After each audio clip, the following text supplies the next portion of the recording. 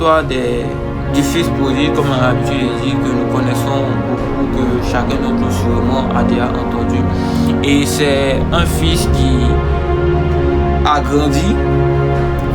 Il voulait explorer sa liberté. Il est allé auprès de son père pour demander sa part d'héritage. L'héritage est le bien d'un parent qu'on ne peut percevoir que lorsque ce parent-là meurt. Mais lui, du vivant de son père, il est allé demander sa part d'héritage. C'est un peu bizarre de faire ça, de demander sa part d'héritage pendant que son père est encore vivant. C'est un peu comme une manière de tuer son père même de son vivant. Voilà. Donc, il demande la part d'héritage. Son père ne refuse pas. Son père lui donne sa part d'héritage. Et lui, il prend sa part d'héritage pour aller s'amuser. Il dilapide sa part d'héritage.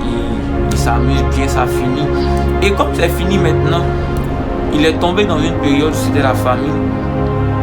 Il est obligé d'aller travailler chez quelqu'un d'autre pour pouvoir manger, pour pouvoir subvenir à ses besoins. Et lorsqu'il est allé là-bas, il ne mangeait que la nourriture des animaux, des porcs en plus. Il mangeait la nourriture des porcs. Et bon, il voit que cela c'est trop pénible pour lui, entend chez lui à la maison. Même pas lui, mais les serviteurs qui sont chez lui à la maison mangent bien que lui. Donc il s'est dit, ah, bon, je retourne chez mon père en tant que serviteur. Je retourne chez mon père en tant que serviteur. Et il va, lorsqu'il arrive, son père l'aperçoit de loin. Une manière de dire que son père est en train de le regarder, de le chercher. Donc son père l'aperçoit de loin, il vient, ils font un festin, ils tuent le veau gras, c'est-à-dire le veau qui est un peu plus gros, ils le tuent, ils font la fête, la musique, ils changent son habit, ses souliers, tout et tout. Et son grand frère qui travaillait, qui était en train de travailler au champ, il rentre à la maison, il entend des bruits de musique. Il se demande mais qu'est-ce qu'il y a ici? Et un des serviteurs lui dit c'est ton frère qui est venu, ton père a tué le veau gras. Donc c'est un peu l'histoire des deux fils prodigues. Et nous allons parler des deux fils prodigues. Donc dis avec moi le premier fils prodigue. Ok. Dans le fils prodigue, en quelque sorte, c'est celui-là qui est dans la maison de Dieu, la maison de son Père. La Bible dit que Dieu est notre Père. Lorsque nous acceptons Jésus, Dieu devient notre Père. Donc, le fils prodigue, c'est un peu celui-là qui est dans la maison de son Père. Il est fils de Dieu. Il est en communion avec Christ. Et puis arrivé un moment, bon, lui, il demande, il se dit, mais est-ce qu'il a fait de Dieu là, tiens, il fait quoi avec lui ici même? Bon, moi, il m'a dit à bénir, en tout cas, il m'a béni, moi, il m'en vais. Moi, je m'en vais, ou bien c'est quelqu'un qui sait Dieu, mais qui est encore dans le péché, qui est encore dans, comment je vais dire, le monde, qui est encore dans les choses du monde. C'est un peu l'historique du fils prodigue.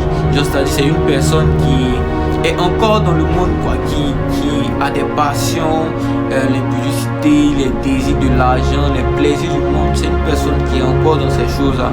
Et ici, le fils prodigue nous donne des leçons en fait. Nous donne des leçons, et la première leçon que nous pouvons tirer du fils prodigue, c'est que le fils prodigue a reconnu son erreur. Le fils prodigue a reconnu son erreur, parce que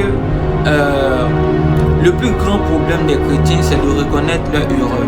Lorsque tu reconnais ton erreur, tu as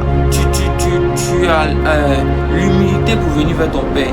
Donc la première des choses du fils prodigue, c'est que le fils prodigue a eu l'humilité. Il a laissé son orgueil, parce qu'il pourrait dire, ah, moi il est bien vécu, et puis il retourne chez mon Père, et s'il va m'accepter. Voilà, c'est l'erreur que beaucoup de chrétiens font. Lorsque nous sommes chrétiens, nous vivons, nous sommes chrétiens et nous vivons dans le péché. Il faudra savoir que Dieu ne nous condamne pas. C'est-à-dire c'est nous qui décidons de quitter la présence de Dieu. Dieu ne nous a pas laissé. À plus forte raison même, on remarque que son père guettait au fait. Son père cherchait à savoir s'il venait. C'est un peu comme ça avec Dieu. Il est là, il nous attend. Dieu attend que nous venions vers lui. Dieu attend que nous retournions à la maison. Mais on a l'orgueil en nous qui nous dit, est-ce qu'on va partir, comment les autres vont nous voir, comment notre Père va nous voir. Dieu nous voit comme ses enfants. Il nous voit comme ses enfants. Et lorsque nous sommes en erreur, lorsque nous sommes tombés dans le péché, lorsque nous nous sommes égarés, lorsque nous sommes allés dans d'autres voies en dehors de Dieu, ayons l'humilité de cœur de venir auprès de Dieu, de nous incliner, de demander pardon. Lorsqu'il est venu, lorsque le premier fils prodigue est venu, il s'est repenti, il a demandé pardon à son père parce qu'il sait qu'il était en erreur, il sait qu'il était en faute. Donc il est venu avec humilité de cœur et il a demandé pardon à son père. C'est la première des choses qu'il a faites. Il a demandé pardon à son père. Et lorsqu'il a demandé pardon à son père, qu'est-ce que son père va faire? Son père sera dans la joie. Lorsque tu reviens à Dieu après avoir péché, il est dans la joie au fait. Parce qu'il sait que tu n'es pas resté dans le monde. Tu es revenu à lui. Tu es revenu à lui. Parce que c'était d'autres personnes, les orgueilleux, ils allaient rester là-bas, dire bon, moi, mais c'est déjà fini pour moi. Qu'est-ce que Dieu peut faire avec moi encore? Vous voyez. Mais le fils prodigue, avec humilité de cœur, est revenu vers son père. Il est venu demander pardon. Et lorsqu'il vient vers son père l'accueille bras ouverts, l'accueille avec un festin, il tue le veau gras, il jubile, il mange, il boivent, ils sont dans la joie au fait. Ils sont dans la joie. Ils sont dans la joie, ils sont dans la pleine joie.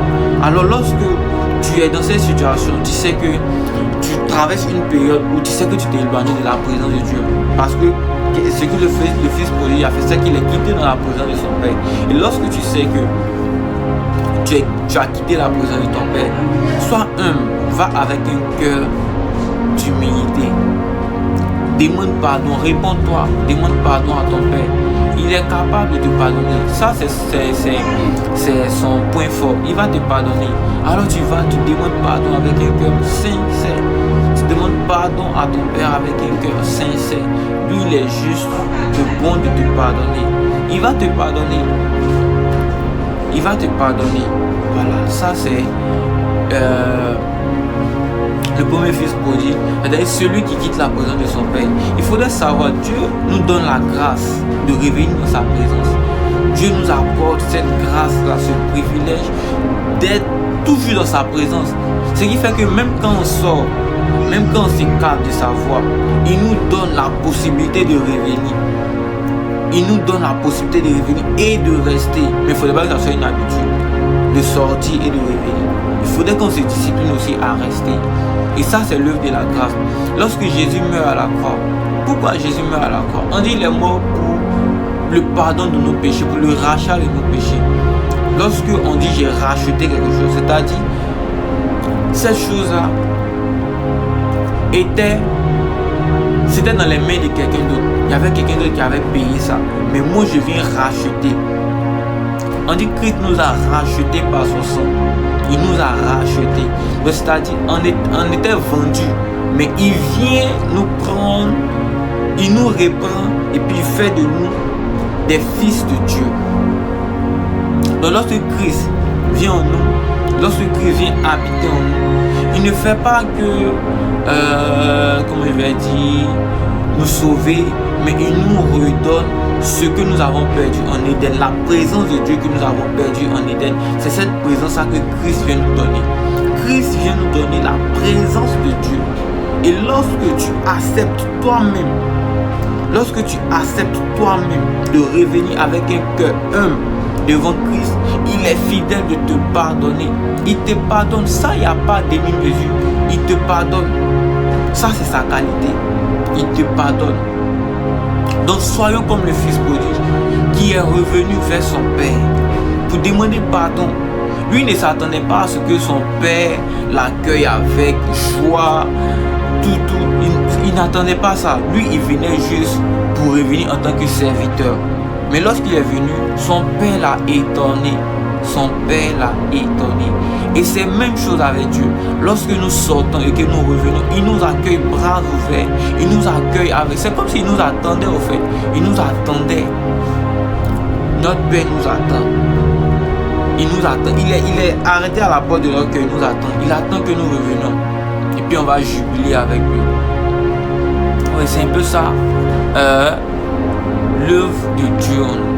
Et le deuxième fils prodigue, quand on ne parle pas de lui-même, c'est son grand frère, le fils aîné. Lui, il se dit quoi? Il se dit que moi je travaille pour toi, toujours, c'est moi, je vais au champ, le matin il me réveille, je vais balayer l'église, le matin il me réveille, je suis le premier à aller arranger les micros, quand on dit réunion du groupe musical, mes répétitions, c'est moi, je suis le premier là-bas, lorsqu'on dit qui veut diriger, c'est moi qui suis zélé, il se dit que non, parce qu'il, comment on appelle, c'est Dieu avec dévouement parce qu'il est toujours présent. Donc lui, il doit avoir toutes les faveurs. C'est-à-dire que lui, il procède par mérite et non par grâce. Lui, il procède par mérite. Il dit non, comme moi je prie 4 fois dans la journée, comme moi je prie trop, mais pourquoi Dieu ne me bénit pas? Et puis celui qui n'arrive pas à prier 5 minutes, c'est lui que Dieu bénit. Attends, moi il prie 3 heures. Tu vois, lui, il procède par mérite. Il est en train de dire à son père ici que lui il travaille tous les jours, il est là tous les jours, il travaille, mais lui, pourquoi lui, son papa ne lui donne pas le veau gras, ou bien n'organise pas une fête pour lui, il va fêter avec ses amis, tout. Vous voyez, c'est la même chose. Il y a des chrétiens, les chrétiens serviteurs, ils se disent que parce que je sais Dieu, Dieu va me donner le mariage, parce que je sais Dieu, Dieu va me donner un enfant. Non, Dieu ne procède pas par mérite. Dieu procède par grâce. Et la grâce est une faveur imméritée. C'est-à-dire qu'on ne mérite pas la grâce. Quand on prend le premier fils prodigue, il devait être accepté même comme un simple.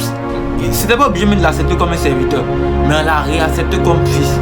Et ça, c'est l'œuvre de la grâce. La grâce nous donne des faveurs imméritées. La grâce nous donne des faveurs imméritées. Mais le chrétien qui procède par mérite, il est déchu de la grâce au fait. Le chrétien qui procède par mérite est déchu de la grâce. Celui qui s'est dit non parce que je prie trop, parce que je gêne beaucoup, parce que je suis tous les jours à l'église, parce que quand on parle d'évangélisation, je suis toujours premier, parce que quand celui qui procède par mérite, il est déchu de la grâce. La grâce de Dieu n'est pas avec lui. C'est-à-dire la grâce, lorsque tu travailles pour 10 000, on te paye 100 000. Ça c'est la grâce. La grâce est folle. La grâce est folle. La grâce, lorsque tu travailles pour 1 million, on te paye 100 millions. C'est ça la grâce. Mais beaucoup de chrétiens sont déchus de la grâce parce qu'ils procèdent par mérite. Ils se disent, parce que j'ai une église de 500 membres, Dieu doit me donner 500 millions. Parce que je dirige une communauté de 50 personnes, Dieu doit me donner et ils voient seulement leur intérêt. Ils voient leur intérêt en fonction de ce qu'ils font. Mais la grâce est au-delà de ça. La grâce est au-delà du mérite. La grâce est bien au-delà du mérite. La grâce est supérieure au mérite.